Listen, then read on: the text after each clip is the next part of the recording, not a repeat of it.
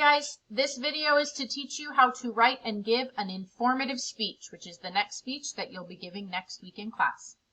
First of all, what is an informative speech? It's a speech where you're informing your audience about something. You're going to present information that your audience will find beneficial to add to their knowledge or experience base.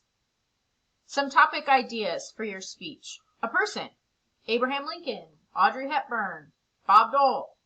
A place: Iceland, Hawaii, Arkansas. A thing: football, ballet, figure skating.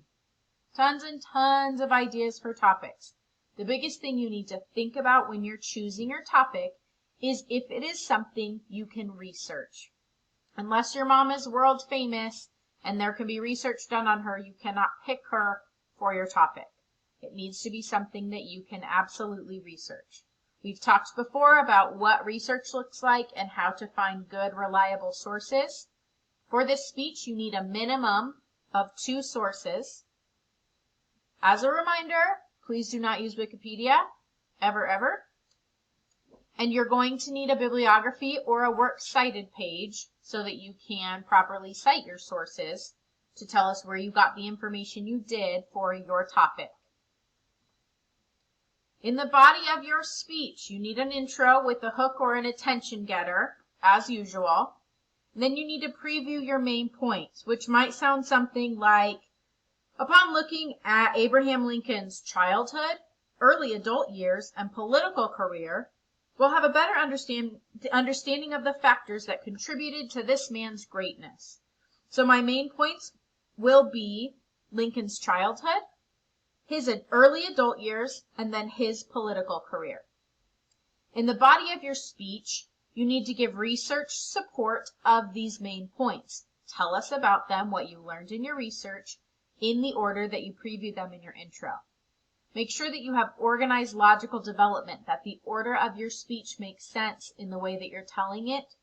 That if you're talking about Abraham Lincoln, you're not going to start with his early adult years and then go back to his childhood and then jump up to his political career. You also need to cite your sources during your speech. For example, you could say something like, according to Times Magazine, and then tell us whatever you learned from that magazine. You definitely need to make sure that you cite those sources during your speech itself. In your conclusion, you need to review your main points. For example, Lincoln's childhood, early adult years, and political career. The events of these parts of his life led him to the decisions he made, decisions that have influenced Americans for generations. Obviously, no one can do Abraham Lincoln because I'm giving you all kinds of awesome info for him. For your clincher in your conclusion, make sure you wrap it up and you leave your audience with something to think about for the rest of the day. Details on your bibliography. We've talked about this before. Anytime you get information from anywhere other than your own brain, you need to cite your sources. Again, a minimum of 2 sources. Your bibliography needs to be in alphabetical order. It needs to be typed. And as we've talked about, you're welcome to use EasyBib to help you write your bibliography just like it should be.